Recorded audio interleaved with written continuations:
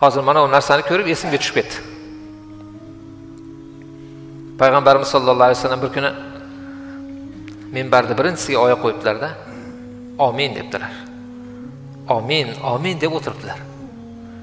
Keyin so'rashgan ekan, "Ya Rasululloh, siz bunaqa demasdingiz ilgari. Shunda nimaga shunaqa degandingiz?" desa, "Shunday birinchi pog'onaga oyog'imni qo'ysam, Jabroil meni qulog'imga kelib, "Ya Rasululloh, bir odamni ota-onasi qarib qolgan bo'lsa-yu, buni qo'liga qarab qopti. Otasi yoki onasi buni qo'liga qarab qopti. Shularning sababidan jannatni o'ziga naq qilolmagan bo'lsa xor bo'lsin" debdi. Desa, bu kishim amin deb yorgan ekanlar. Rosa og'ir ishlar. Keyin ikkinchisiga qo'ysam dedilar. Qaysi bir odamni oldida sizni ismingiz aytilinsa-yu, sizga bitta duo qilib qo'ymasa xor bo'lsin debdi.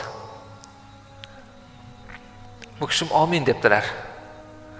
Uchinchisiga oyog'ini qo'yganlarida qaysi bir odamga Ramazon kelsa-yu, Ramazon chiqib ketganda unda gunoh qilgan bo'lsa xor bo'lsin degan ekan.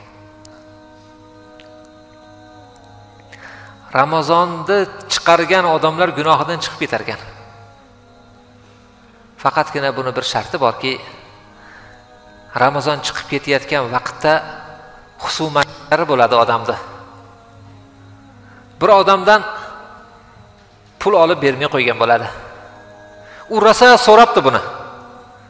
So'ragan bir narsalar qilib bahona qilib sovutib keyin bermaydigan bo'lgan. Narigini ham umidi qolmagan. Shunday bo'ladi-yu. Mabodo shunaqa odamingiz bo'lsa, shu odamga boringda, birodar, meni avf eting. Ramazon chiqib ketib qolyapti. Meni yelkamda sizdagi haq bor. Hammasiga qodir bo'lmasangiz ham mayli. Shuni bir qismini oling-u, mendan rozi bo'ling. Yana qurbim yetsa qolganini ham uzaman. Shunaqa ham bo'ladi. Shu odam, roziman dedi-da.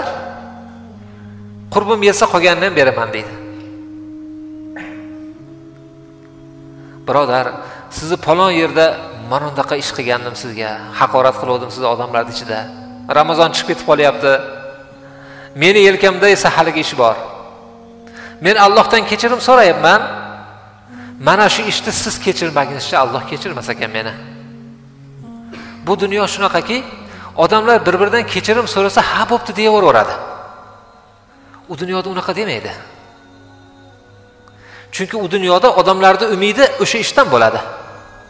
Sen menga shunaqa qilganding, bunga menga Xudo savob beradi deydi. Kechirmayman deydi. Mabodo sizga shunaqa deb kelsa, meni avf eting desa, kechirib oling. Payg'ambarimiz alayhisalom aytgan ekanlar, odamlardan sizlarga o'tgan narsani kechirib olinglar. Alloh sizdagi narsani kechirib oladi. Ha?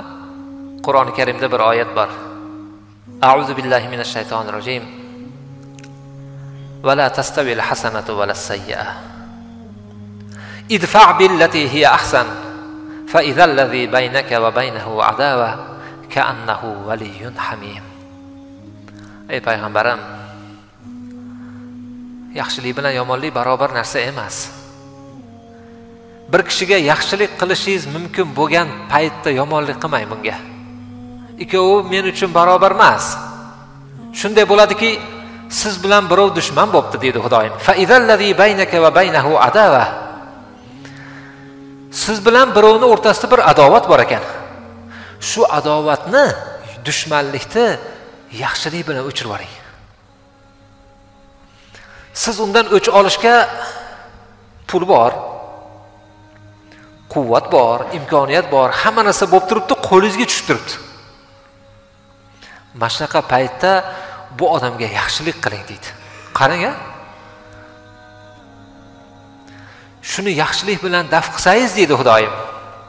Fa izallazi baynaka va baynahu adawatun ka'annahu waliyyun hamim. Agar shuna qiladigan bo'lsangiz, men ikkovlaringning o'rtalaringga shunday narsa solamanki, yoshligidan 100 yillik oshnadan ko'ra issiqroq bo'lib qolasiz.